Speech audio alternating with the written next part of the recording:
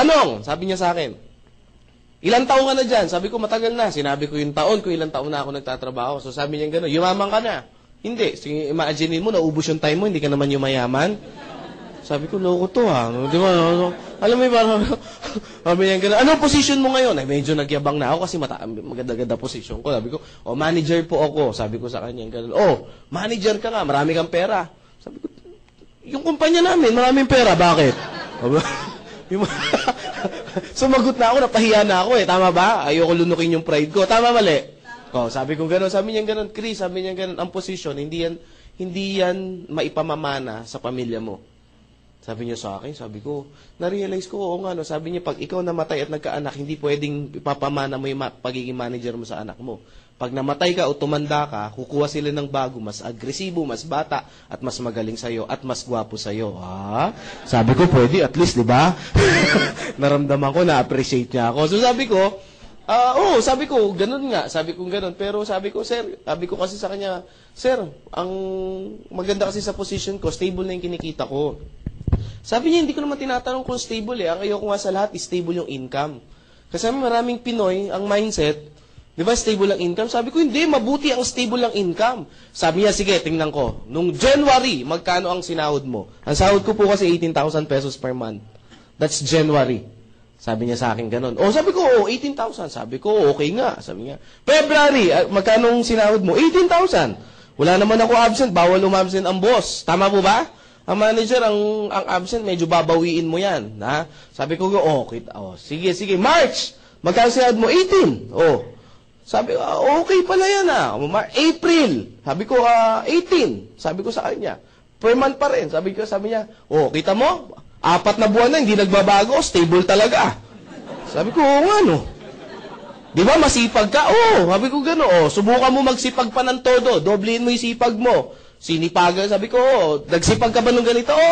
Doblehin mo yung sipag mo, April, May. Tama ba, May? Susunod? Doblehin mo yung sipag mo nung April. Magkano sahod mo, Chris? Tinanong niya ako. Siyempre, magbabago pa ba yan? 18. Kita mo, stable talaga? Linisin mo yung kabilang kali nyo. Magkano sahod mo? 18 pa rin. Magpagulong-gulong ka dyan. Magkano sahod mo? 18 pa rin. So, talaga stable yan. Tanong, yayaman ka, Chris? Yun lang. Sabi kong ganon. Kasi ang hinahanap mo, Chris, sabi niya ganon, paano kaya yaman ang hinahanap mo? Stable. Hindi mo naman hinahanap yung kita na magpapaasenso sa'yo. May punto ba siya? Alam mo, sabi kong gano'n sa sarili ko, mukhang kinakain ko na yung sarili ko. Sabi kong gano'n. Sabi ko, mukhang inaapi na ako. Sabi kong gano'n, sa isip ko, wag mo na ako offense, pupunta na lang ako. Sabi ko sa kanya, sige, punta na lang ako, gagawa na lang ako ng paraan. Si Sir, kinuha niya yung day off niya. Tama ba? Ako, ginawa ko, nag-leave po ako, kasi kailangan magli-leave ka eh. Kasi walang day off talaga yung position ko. Sabi ko, sir, ganyan. Sige, pinayagan. Umattend ako ng seminar. Pagdating ko ng seminar, ganito yung klase ng seminar. Sabi nun sa seminar, papasok, medyo late kami. 1,000,000! Sabi ko, patay. Sabi ko, ano to? 2,000,000! Sabi ko, patay na. Sino gustong yumaman? Nagsisigawan yung mga tao. Sabi ko, patay na to. Ano to ng puntahan kong kulto? Sabi ko, tinitingnan ko, wala akong choice. Tama po ba? Yung sabi kong gano'n, pinagbigyan ko na, umabsent na ako, wala na akong upo. Pag-upo ko, nagpakilala yung speaker, pinakita yung products, nadismaya po ako. Personally, nadismaya ako. Bakit ako nadismaya? Computer graduate ako, may advantage ako sa computer, tapos ang pinakita po, supplement. Tama po ba? Sabi ko, yung mga pampapayat, maputi, sabi ko, Diyos ko, paano ko yayaman? Tama ba? Ilang bilbil ang kailangan kong computein, ilang kili-kiling maiitim, tama ba? Ilang singit na kailangan ko i-check para yumaman ako. Tama po ba? So sabi ko, medyo malabo yata. So meaning, pumasok po ako sa seminar room ng close-minded po ako. Sa madalit salita, pumasok ako, naka-mindset na ako na ayoko yung ginagawang seminar. Tama po ba? Sumunod na speaker, tinawag ulit. Sumunod na speaker, kitaan daw. Dito, pwede kang kumita ng ganito. Pwede kang maging milyonaryo. Sabi ko, Diyos ko, ang sipag ko. Sabi ko, ang galing ko. Sabi ko, yung talent ko. Sabi ko, never ako. Sabi ko, imposible talaga. Sa hirap ng buhay niya, imposible yumaman. Sabi ko sa sarili ko. Sabi ko, gano'n, niloloko lang ako ng taong to. Sabi ko, gano'n. Tapos, biglang nagsabi siya, ganito po. Wala na. Baliw na rin ako. Bakit? Kinain ko na yung pride ko, may sasakyan siya, ako wala eh. Tama po ba? Sabi ko lang yan itong speaker na to, ganito lang, tapos grabe. nagsisigaw lang, kumita na ng malaki.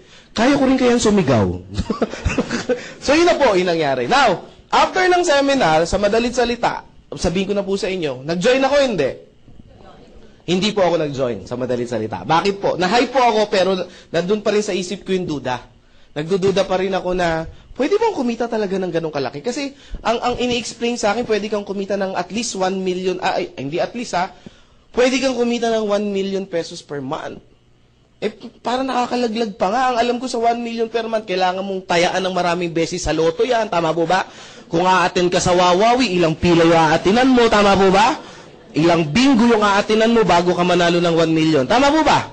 So sabi ko parang suntok sa buwan niya. Sabi ko parang napakadali niya sabihin. Pero parang kako sa iisip-isip ko, sa katotohanan ng buhay, mahirap gawin. Tama po ba? So sa madalit salita, hindi po ako na-convince. Pero na-appreciate ko yung seminar.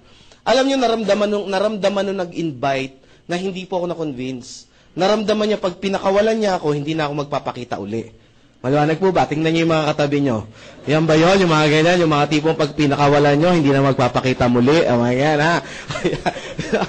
So, nung naramdaman nung invite ko, nasabi niya, mukhang hindi na-convince, Sabi niya, Chris, mag-coffee muna tayo. So, nag-coffee po kami.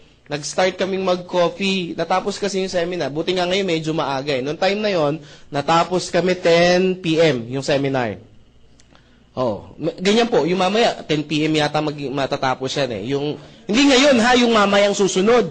Baka mamaya mag-uwian kayo bigla Ano lang tayo, dapat alas 5, siguro kaya natin to mga 5:30 tapos ako. Maliwanag. Okay lang ba sa inyo yun? Ayan 5:30 ng maga Ayan. Joke Nag-start kami mag-coffee 11 p.m. Alam niyo po ba kung ano oras kami natapos? 3 a.m. ng madaling araw. Sabi ko, wala, matindi. Alam niyo po ba, after ng 3 a.m. na yan, nabuang po ako. Hindi ako makatulog. Pag uwi ko ng bahay, 4 a.m. 4 a.m. yung uwi ko ng bahay, alas 5, kailangan ko gumising kasi papasok ako. Pero nung time na yun, hindi na ako natulog kasi hype na hype ako. Alam mo yung power na power, parang nagising yung natutulog mong pangarap. Ang tanong ngayon, ano yung in-explain sa iyo nung tao na yon? At sino ba yung tao nag-explain na yon? Yung taong nag-invite sa akin na hindi po ako pinakawalan ng pangalan po, Dr. Eduardo Cabantog. So, kilala nyo na. Talagang pag hindi pa ako na-convince, ewan ko na lang. Tama ba? So, kasi it's churchmate ko kasi siya. Sabi niya sa akin, tingnan mo lang, alam niyo po, alas 3 ng madaling araw nung binitawan niya ako, parang hindi ako makatulog, parang hindi ako puyat, parang hindi ako pagod. Talagang sabi ko, hindi ko pwedeng hindi pakawalan. Ang tanong, ano yung in-explain sa akin ni Doc? Pakita ko po sa inyo. 2 paraan daw kung paano tayo gumagawa ng pera dito sa Pilipinas. Dito muna sa Pilipinas, huwag na tayo lumayo. Dito sa Pilipinas. 2 paraan. Pagka-graduate sa school, sino yung mga estudyante rito? Taas ang kamay. Yan, konti nagtaas ng kamay. Sino yung mga naging estudyante dito? Taas ang kamay. Sige. Kahit kindergarten, sige lang, magtaas lang. Ang importante, nakaranas mag-school. Sige po. Yung iba, hindi nyo inabutan? Nag-school ba kayo? Ayan. Okay Ang tanong ngayon sa mga estudyante at mga naging estudyante, pagka-graduate ng school, ano ang unang-unang option? Pagka-graduate sa school, ng college? Maghanap ng trabaho, mag-empleyado. Ang tanong, bakit? Para kumita ng pera. Tama po ba? Yung isa naman ang option is magnegosyo. Tama po ba? Pag may kapital o may konting kapital, magninegosyo. Tama po ba? Ang tanong, bakit hindi nagninegosyo? Walang pera. Ulitin ko ang tanong bakit employment yung unang hinahanap natin? Para kumita ng pera. Pag ayan ang sagot nyo, ibig sabihin, mas maraming pera ang empleyado kaysa sa negosyante. Kasi mas kumikita to ng pera Tama po ba? May sumagot kanina, sabi niya, yes, mas kumikita to ng pera kaysa dito. Tama po ba? Kaya mas maraming sasakyan nito kaysa dito. Tama po ba? Mas malalaki ang bahay nito kaysa dito. Tama po ba? Ang tanong, uulitin ko yung tanong, bakit employment yung una natin hinahanap? Walang tama, walang maling sagot, huwag kayo matakot. Para ma-realize nyo lang, bakit ba ito yung hinahanap natin? Sige po, sa mga first time lang. Para magkaroon ng pera. Kasi sa negosyo, walang pera Tama po ba? Wala itong mga taong to, wala mga palaboy na to, itong mga tao na to. Kawawa itong mga tao to, walang pera. Tama po ba? Ay, sige, papasok. Ma'am, sige. Ay, walang ano ha. Okay lang yan, magkakatuwaan lang tayo. Sige ma'am, ano po yung sagot niyo po? Sige po.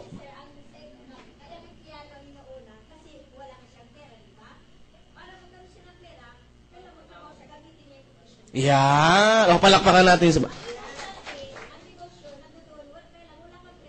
Yan. Pag sinabi, babalik ako kay ma'am. Ma'am, ano po name niyo, ma'am? Mami, ha? Tita na lang tawag ko sa inyo, o ate. Yan, ha? Ma'am Alice. Ma'am din, bumagsak no?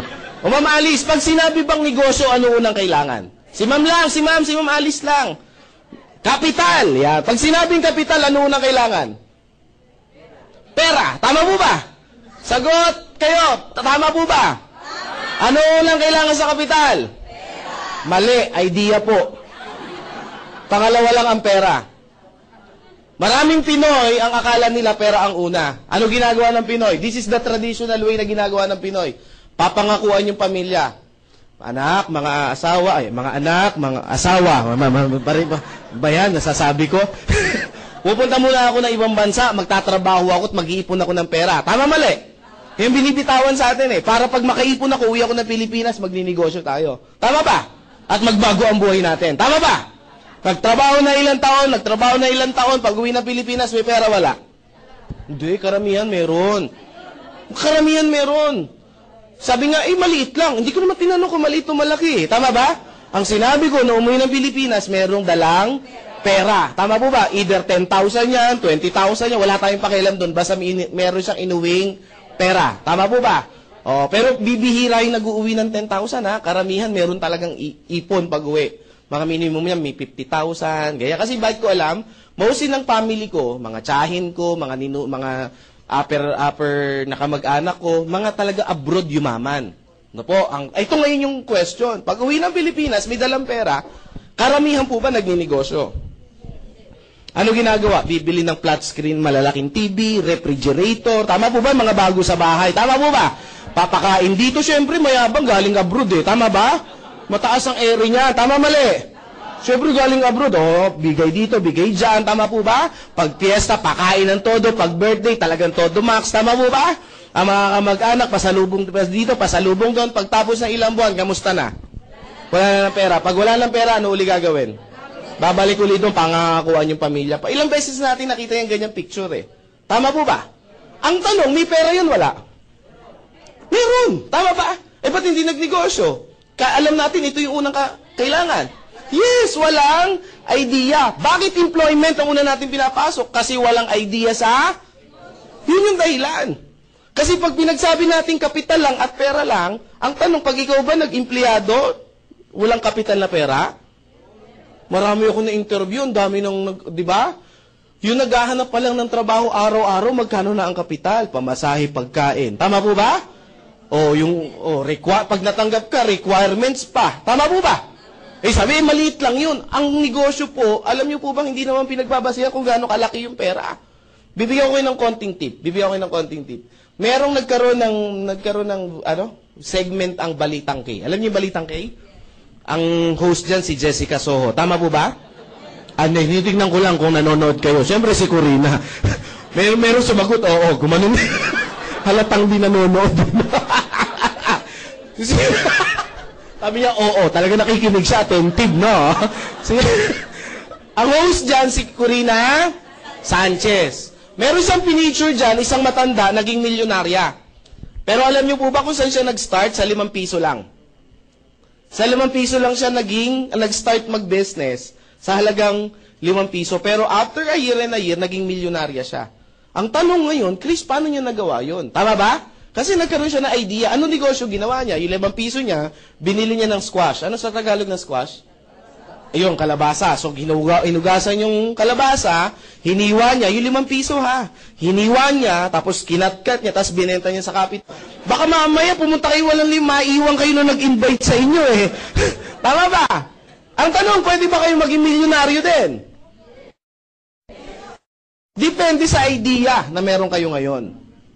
Tama po ba? Kasi it's not how, sabi nung mentor ko, ang pagyaman, hindi sa laman ng kanyang bulsa, kundi sa laman ng kanyang pag-iisip. Tama ba? Ang tanong, bakit employment? Chris, gusto niyo malaman yung sagot? The reason why bakit employment, kasi meron tinatawag dito na security income. At sa negosyo, walang security income. Ang Pinoy masyadong sigurista. Tama ba? Subukan mo, aling nena, magnegosyo tayo. Ayoko nga, Chris! Bakit? Baka malugi. Sabi ko talagang malulugi. Bakit, Chris? Hindi pa tayo nag-i-start. Usapan pa lang, lugi na. Tama po ba? Hindi mo nga tinanong kung magkano ang kitaan. Tama ba? Kung paano yung paraan. Tama, mali. Yan. Bakit dito? Sigurista ang Pinoy eh. Dito walang lugi. Tama ba? Basta natanggap ka, trabaho ka lang araw-araw. Tama ba? Trabaho araw-araw, tatanggap ka ng akinse. Tama, mali? Trabaho araw-araw, tatanggap ka ng katapusan. Tama ba? Tuwing akinse at katapusan. Tama ba? Trabaho ng trabaho, akinse, katapusan. Akinse, katapusan. 1 taon ka ng akinse, katapusan. May nagbabago ba? 5 years ng akinse, katapusan. May nagbabago ba? 10 years ng akinse, katapusan. May nagbabago ba? May kilala ko, yung tito ko, 30 years nang nasa serbisyo. Akinse, katapusan. May nagbabago ba? Meron yung edad, hindi nyo lang napapansin. Tama ba? Tama ba? At ito yung dapat natin tanggapin. At habang umaangat ang edad natin, ang opportunity bumababa. Tama ba? Sabi ng iba, hindi totoo yan. Try nyo. 45 years old o 50 years old, kinatanggap pa ba na crew sa Jollibee? Good morning. Yung nagmamap, baka pag ikaw yung kumakain, sir, ako na po, naawa ako eh. Baka maawa sa inyo yan, tama ba? Tanong, lumiliit ba ang opportunity pag tumataas yung edad? May kaibigan nga ako, sabi niya, Chris, wala na akong choice, kailangan ko na pumasok sa negosyo mo. Sabi ko, bakit? 35 na ako, wala nang tatanggap sa trabaho sa akin. Sabi ko, at least, na-realize mo yan. Sabi niya, hindi ko na-realize, kailangan ko lang talagang tanggapin. 35 na eh, tama ba? Yan ha. Nagigets mo ba to? Pa ang itsura niya, si Robert Kiyosaki. Kilala niyo si Robert Kiyosaki? Isang financial expert, siya yung nagsulat ng Rich Dad, Poor Dad, Cash Flow Quadrant, at marami pang investment kung paano kaya yaman. Sabi ni Robert Kiyosaki, pag ganito daw yung buhay mo, ang hinahalin tulad daw niya yan sa isang rat race. Alam niyo yung rat race? Alam niyo yung rat? Alam niyo yung race? Ayan, at least malinaw, baka may mapaisip pa kayo ha. Ano yung rat race? Ganito yung itsura niya. Ito yung wheel, ito yung daga, tatakbo yung daga, iikot yung wheel. Tama ba? Pag tumakbo yung daga, iikot yung wheel. Makakalis ba yung daga? Sagot kayo ng malakas ha. Bibilisan niya, times 2 yung bilis. Makakalis ba siya? Times 5, makakalis. Times 100, makakalis. So, hindi makaalis. So, parang ganito din, aking katapusan, ilang taon ang aking katapusan, hindi makaalis. Sa aking katapusan. Sabi nung iba, oo nga, no. Paano nangyari yan? Pamali ko. Tama ba?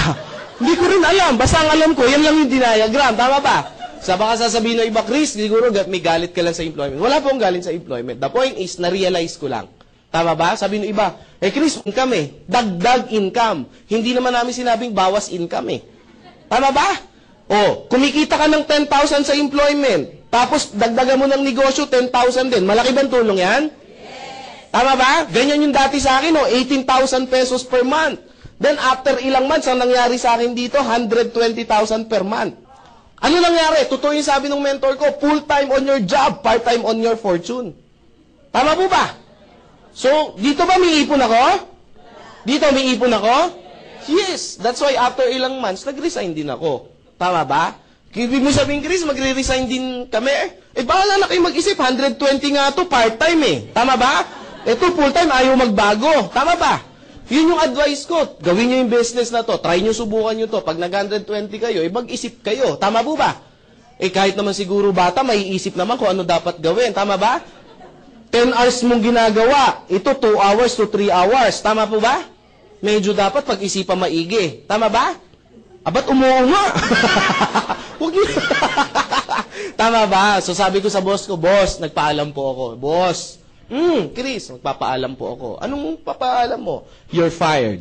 Hindi, ako po aalis na. No? Kasi in-explain ko sa kanya, sabi niya, sige Chris, kapalaran mo yan. Mga ganun mga boss tama ba? Now, nagkaroon po ako, after ko pong naging ganito, ang ginawa ko po, sumunod kong ginawa, nag-part-time po ako. So, ginagawa ko to, tapos nagpa-part-time po ako, nagtuturo po ako sa mga estudyante. Yung mga college student, yung mga gagraduate, so pumupunta ako sa mga school, iniimbita nila ako sa mga symposium, tapos nagkakandak ako ng ganito. Hindi po yung business, yung tinatawag na mindset. No? After nito, may isang estudyante sa akin, somewhere in, hindi ko nasabihin yung school, nagtaas ng kamay, siguro nasa 500 yung audience. Sabi niya, Sir Chris, good news, salamat po, naka-attend kami ng seminar niyo about financial literacy. Sabi niya sa akin ganun. O sabi ko, di maganda. Sabi niya, good news, sir. Pagka-graduate, tama-tama, mag-graduate po ako, hindi na po ako maghahanap ng work, didiretso na po ako sa business. Sabi ko, hindi naman aim, hindi naman ako bias eh. Sabi ko gano'n, business. Sabi ko, wow, di good news. Anong business ang gagawin mo, sir? Sari-sari store. Ay, masama ba to? Hindi. Pero mga brother, mga sister, hindi ito yung uring negosyo yung sinasabi ko. Bakit? Sa panahon ngayon, medyo mahirap po ang magsari-sari store. Tama ba? Pag nagsari-sari store ka ngayon, bilang ka ng ilang buwan, tama ba? Ano mangyayari? Sara store. Tama ba? Uy, yun yung Sara store. Oh. Magsasara yan. Bakit? Diyan mo kukunin yung pantus. Sabi niya, oo nga sir. Sabi ko, pag wala kang alam sa traditional business, mahihirapan ka. Sabi ko sa kanya, sir, sabi niya sa akin, anong negosyo yung papasukin ko? Bibigyan kita ng tip. Ito yung tinuro sa akin ni Mr. Paul Zane Pilzer. Ay, sorry, si J. Paul Getty pala. J. Paul Getty, si JPG. Nakabasa ako ng libro niya, pag magninegosyo ka daw, sabi ni J. Paul Getty, kailangan daw, yung ginagamitan ng time leverage. Narinig niyo na po ba to? Narinig niyo na? Sino ba si J. Paul Getty? Siya yung kauna-unahang naging bilyonaryo sa Amerika sa larangan ng langis. Langis yung business niya. Ano ba yung time leverage? Ito yung ginagamit ngayon nila Lucio Tan, nila Henry C., nila tawag dito, nila Mark ng Facebook, nila Bill Gates, nila name it, nila Warren Buffett, yung mga multi-millionaire, billionaire sa buong mundo, ito yung sikreto nila, bakit sila yung mayaman. Tama po ba? Tanong pa natin sa sarili natin, bakit ang mga mayayaman lalong? At ang mga mahirap lalong Tanong na ba natin sa sarili yan? Matagal na ba ang tanong yan? Nasagot na ba? Kung tagal na yan, no? Ay masagot. Ito, bigay ko po yung sagot. The reason why bakit ang mayaman lalo yung mayaman, kasi ang mga mayaman, alam nila o natutunan nila yung time leverage. Ano ba yung time leverage? Ang time leverage is simple lang po. Explain ko po sa pinakamadaling salita or para madaling maunawaan. Tao. Ang tao may ilang oras sa isang araw. Sino mga first time? Taas ang kamay. Madali lang naman yung tanong ko eh. Ma'am, ang tao po may ilang oras sa isang araw? Nandiyan ba yung mga tinawag ko? Alam ko nandito lang yun eh. Ma'am, ano po name niyo, ma'am? Apo, sige po. Pearly. Dami namang pangalan, Pearly pa. Yan yung unang bumasted sa akin eh. Oo, yung unang-unang niligawan ko ang pangalan, Pearly. Ayan. Yung sumunod ko ng niligawan, Bernardo na yung pangalan. Pearly. Sabi niya, babae rin yun, babae lang ha, okay. Bernardo Jr. Ma'am Pearly, ang tanong, Ma'am Pearly, ang tao may ilang oras sa isang araw? 24 hours. Pwede bang sumobra, ma'am? Si Pearly lang. Ang dami bang Pearly rito? Dami pala. Joke lang. Biro lang. Per day. Ma'am Pearly, pwede bang sumobra? Pwede magkulang? Hindi pwede. O, palakpakan natin si Ma'am Pearly. Yan. Ma'am, ano po name niyo, ma'am? Miriam. Sige, si Ma'am Miriam muna. First time niyo, ma'am? Hindi po. Hindi. Si ma'am po na lang. First time kayo kanina, di ba? Ano po name niyo, ma'am? Ha? Maki. Kita niyo na? So, ibig sabihin yung pangalawang niligawan ko, babae din yun. Bernardo, malaki nga lang talaga yung nandito niya. Ha? Saka malaki lang talaga, boses. O, Maki, sangayon ka ba kay ma'am? Pwedeng, ang tao may 24 hours, pantay-pantay na binigay ang Diyos. Pwede ba sumobra? Pwede magkulang. So talagang 24 lang. Si Lucio Tan, kilala mo, Maki? Ba't ba, Maki, nagugutom ako? Si Lucio Tan, Miss Maki, tao hindi? Pangalawa, hindi, may sumagot kaya sa akin dito minsan, di ba? Sabi niya, hindi. In-check. Sabi ko, dito, totoo kaya? Di ba? Sino mga member may sumagot last time dito? Sabi ko, hindi, in-check yan. Sabi ko, kailan pa naging hindi tao ang in-check? Sabi ko, tao rin po ang in-check, ha? Wala ka. Oh, natatawa kasi kayo sa tanong ko eh. Kung tao si Lucio Tan, ilang oras meron siya sa isang araw? 24 hours. Lucio Tan had minimum hours of 40,000 hours per day. Sabi na iba, sabi ko na, inchik talaga yan eh. Ang tanong ngayon, alam ko na yung pumapasok sa mga first-timer, alam ko yung tanong, paano nangyari yan, Chris? Tama ba? Ginamitan nila ng formula ng time leverage. Lahat ng bagay may formula sa mundo. Tama ba? Ang math may formula. Ang science may formula. Even ang buhay natin may formula. Now, paano nangyari? Marami pang negosyo si Lucio Tan. Marami. Philippine Airlines, Fortune Tobacco, Asia Brewery, Allied Bank, etc., etc., University of the East. Marami. Isang negosyo lang pag-usapan. Philippine Airlines. Under Philippine Airlines, may mga empleyado ba? Bawat empleyado, ilang oras ang minimum na pinapasok? 8 hours. Yung 8 hours na to, na minimum na pinasok, kanino to? Ki empleyado o ki boss? Ayan, may nagsabi ng empleyado, may nagsabi ng ki boss. Taas ang kamay ng ki empleyado. Okay, wala. Taas ang kamay ng ki boss. Yan, meron nagtaas. Taas ang kamay ng walang pakialam. Eh wala, hindi ko alam kung nasaan kayo eh. Tama ba? Ito po ki-boss, never to magiging ki-empleyado. Kung kayo may sagot na empleyado, never po naging sa inyo yan. Diba? Pag nag-time card kayo, hindi na kayo, diba? Nandun lang kayo sa loob at tatapusin nyo yung 8 hours bago kayo lumabas. Tama ba? Tama mali. Bakit naging ki-boss yan? Kaya ka nga binabayaran eh. Binibili niya yung oras mo, lakas mo, yung skills mo, yung mga natutunan mo. Tama po ba? Kaya gumagana yung mga negosyo niya kahit natutulog siya. Tama po ba?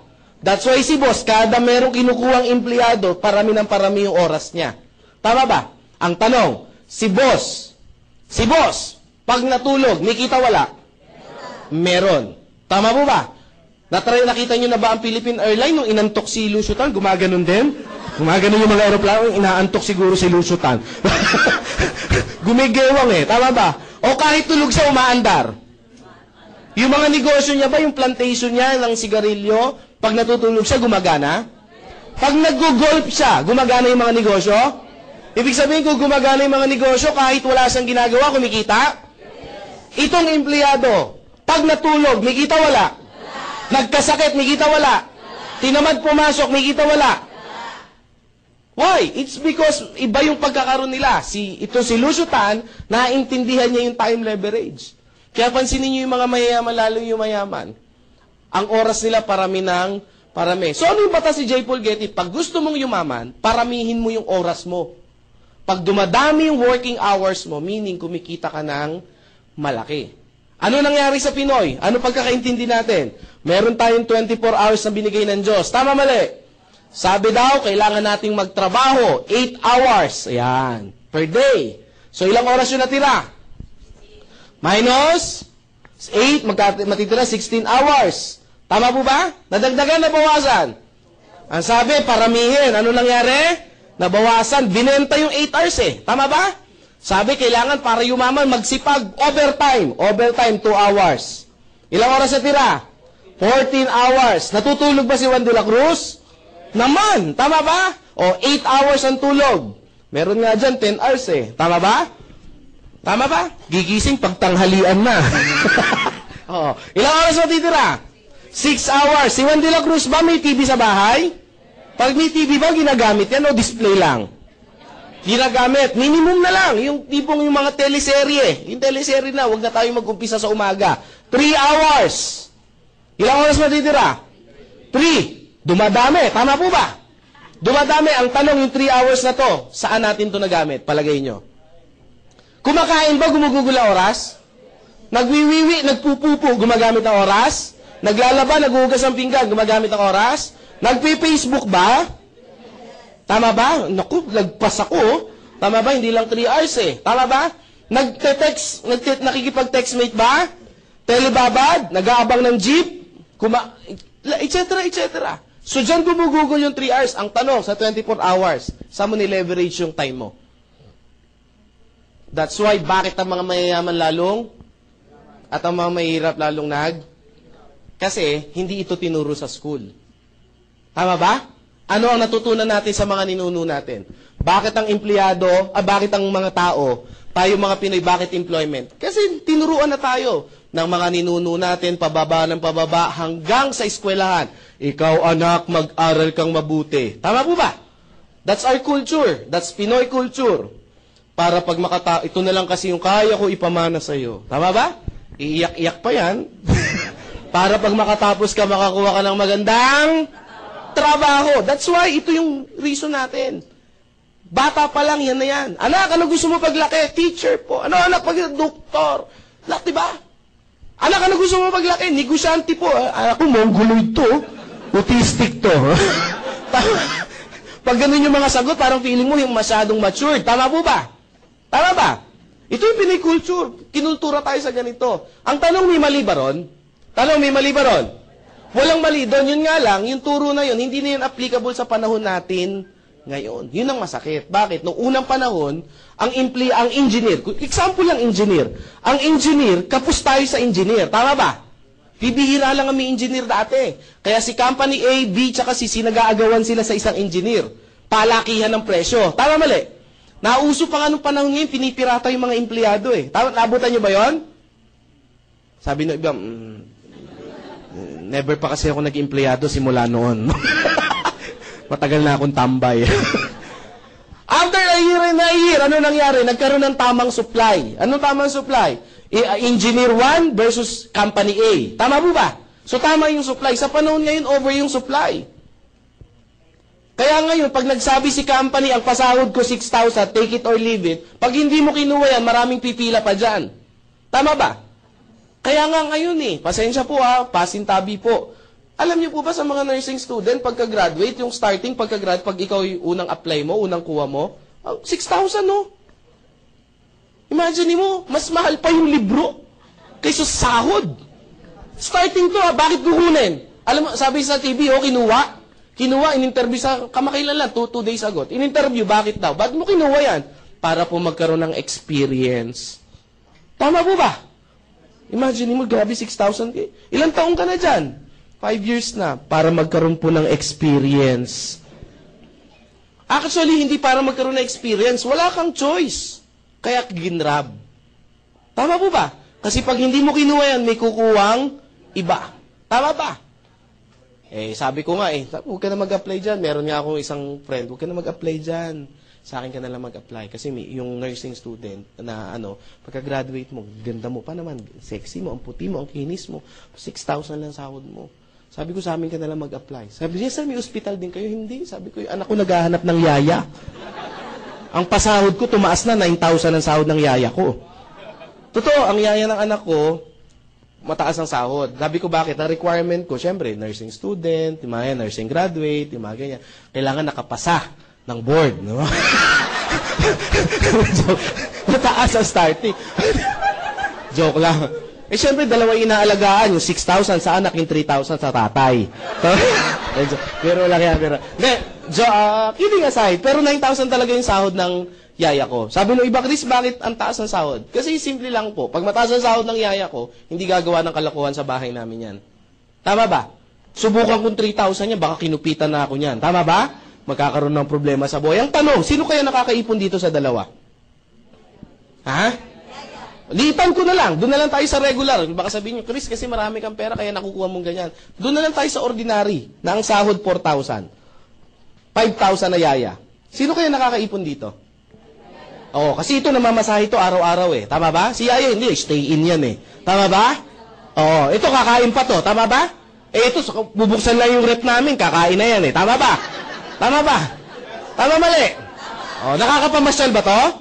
Hindi, kami pag nagpunta ng Hong Kong, kasama yan Totoo. Pag nagpunta kami ng Boracay, kasama yan. Siyempre, sino mag-aalaga doon? Tama ba? So, magsasalamat sa alaga sa anak namin. Tama ba? Puta kami Boracay, di ba? Doy anak namin. Di walang mangyayari sa aming mag-asawa. Paano kayo mag-i-enjoy? Lagi nakabuntot. Tama ba? Dyan lang siya, laro-laro. Tama ba? Ano yung point? At the end of the day, pagdating na 15, marami pang kaltas to. Tax, SSS, etc., etc. Tama ba? Ito, pagdating ng sahod niya, buo, 5,000. Tama mali? Ito, pag sahod, ewan ko ano matira. Tama ba? Hindi ko po ito sinasabi para saktan yung nararamdaman nyo. The point is sometimes, kailangan natin ma-realize. Kasi one time, may nag-seminar, Chris, hindi, sinasaktan mo lang kami. Sabi ko, hindi, sometimes masakit talaga ang katotohanan. kung tatanggapin natin. Tama ba? Ba't ko ito sinasabi? It's because para dagdagan nyo yung income nyo. Bakit? Kasi sa panahon ngayon, pataas ang bilihin, dapat talaga tayong magdagdag. Yung 20,000 pesos ka na sahod, kapus eh. Alam nyo ba, ayon sa statistic, ang isang binata o isang dalaga dapat kumikita ng 50,000 para gumangang buhay? Dalagat binata to, ha? Eh, minakausap ako 10,000, no? Ang anak, 4. Sabi ko, Diyos ko, paano kayo mangyayari dyan? Sabi niya, Chris, ang hirap ng buhay namin. Kahit hindi mo explain, alam ko na eh. Tama ba? Sabi ko, hulaan ko. Naka-jumper kayo, no? Huwag ka maingay. Tama mo ba? O, yan ha. O, sabi ng iba, Chris, tawag dito. So, Chris, ano yung dapat na namin business sa pasukin? Yung gumagawa ng time leverage. Tatlo yung negosyo na pwede nyo pasukin. 3 negosyo po ang pwede nyo pasukin. Bibigyan ko kayo ng option. Hindi ko yung offer yung company namin agad kasi magiging bias ako. Unang option, pwede kayo mag-traditional business. Sa traditional business, ang kailangan nyo, tawag dito, magandang idea. Hindi pwedeng galing sa idea nyo. Bakit? Wala nga kayong experience eh. Tama ba? So, pag galing sa inyo yan, mataas ang risk. Tama ba? So, malaki ang kapital. Tama, mali? O, pag kailangan, at least kahit papaano, yung meron tinatawag na overhead expenses. Tama ba? Tama ba? At least ang kapital mo rito, meron kang ₱250,000 to start the business. Kung seryoso ka. Sabi ng iba, magkano kikitain yan? 10%. Magkano ngayon yan? At least monthly meron kang 50,000 para kitain. Pwede na? Sabi ng iba, oh no, pwede kayo dito? May ₱250,000 kayo? O kalimutan, maliwanag ha? Mahabang usapan to eh. Sumunod, franchise business. Ang franchise business ba maganda? Maganda ba ang franchise business? Yes, bakit? Merong nag-isip ng idea na. Ang gagawin mo, kakapitalan mo na lang. Tama, mali? And then the rest, same. Meron 3 uri ng franchise business. Small, medium, and large.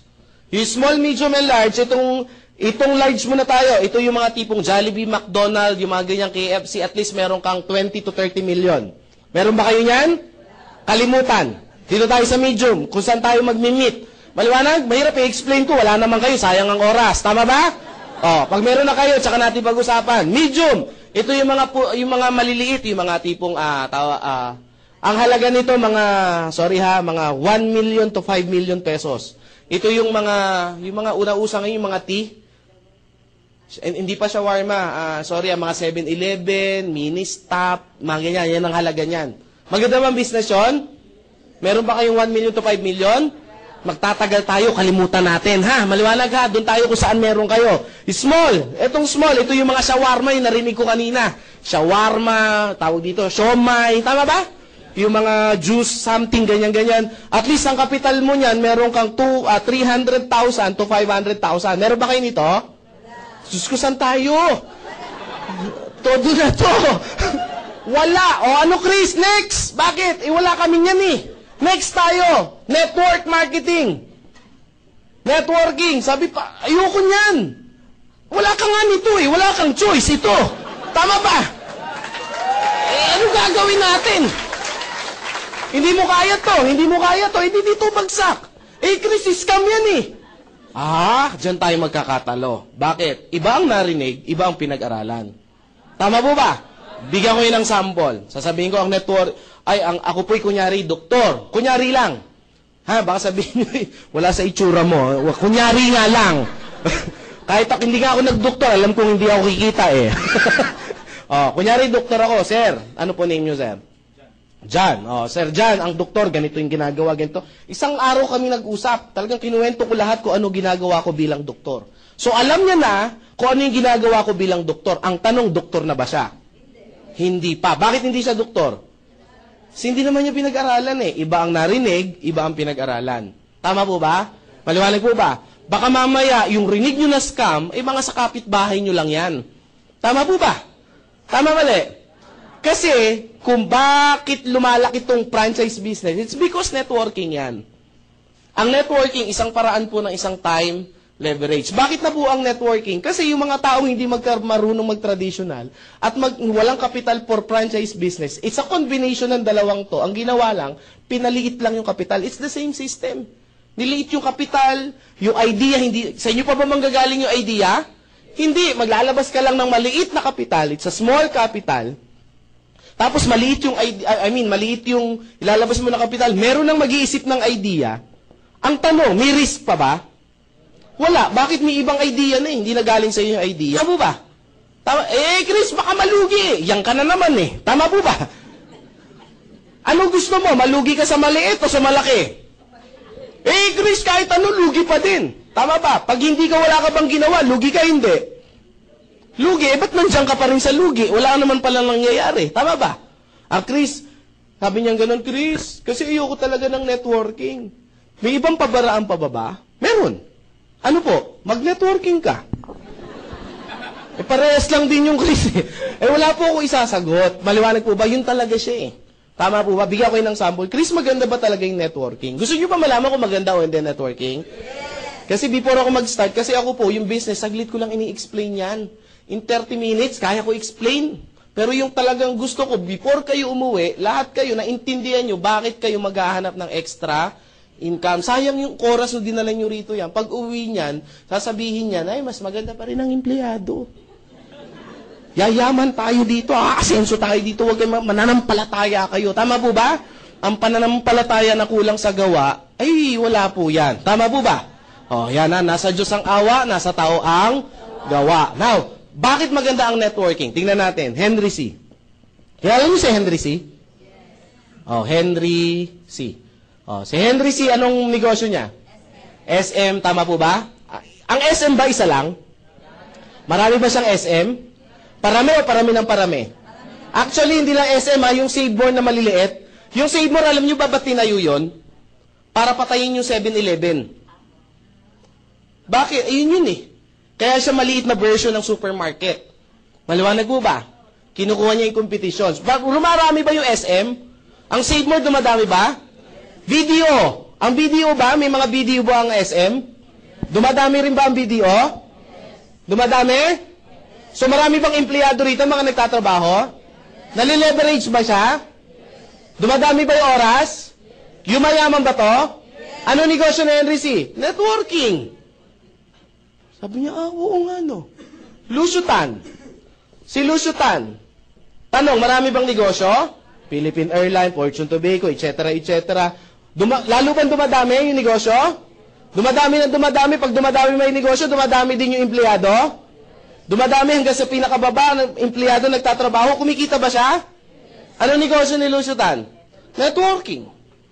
Name it. Tawag dito, Gokong Way. Tawag dito, Cebu Pacific, yung kanya. Tama po ba? Robinson's Galleria, Sun Cellular. Parami ba ng parami? Dumadami ba yung tao niya? Ano ba negosyo niya? Networking. Sabi ng iba, Chris, magne-networking na ako. Hindi! Hindi natin ito titigilan hanggat hindi mo naunawaan. Name it. Kahit saan kayo tumingin, yan po talaga yan. Si Jollibee, bakit yung mayaman? It's because parami ng parami yung branch niya. Parami ng parami yung branch niya, parami ng parami yung mga nagtatrabaho. Tama po ba? Parami ng parami nagtatrabaho, payaman siya ng payaman. Tama ba? Bakit? Kasi networking yung negosyo. Ang tanong, Chris, yayaman ba ako sa Global? Yes, bakit? Networking to eh. Yun naman yung sagot dun eh. Tama ba? Maliwanag ha? Sabi nila ba, yun, at least nasagot din. Maliwanag po ha? Kasi ang alam nila sa networking, ito yung recruit, benta-benta. Pag-recruit ba masama? Tanungin ko kayo. Ha? Di sana nakulong na yung may-ari ng Jollibee, nagre-recruit din naman sila eh. Tama ba? Diba? Iba lang ang tawag, hiring. Tama ba? Pero nagre-recruit din yan. Tama ba? Ayan ha, sabi ko, no. Kayo ba pag nag-a-abroad, di ba may nakalagay, recruitment agency. Tama po ba? Di sana, scam yun. Ba't marami pumipila? Tama ba? Chris, ayoko kasi magpa-recruit eh. Ba't ka nag-apply ng abroad kung ayaw mo magpa-recruit? Ganon din yan. Tama po ba? Sabi nung iba, Chris, kasi yung yumayaman lang dyan, yung nasa taas. Tama mali? Parang yung boss mo, yumayaman kasi siya yung nasa taas. Tama mali?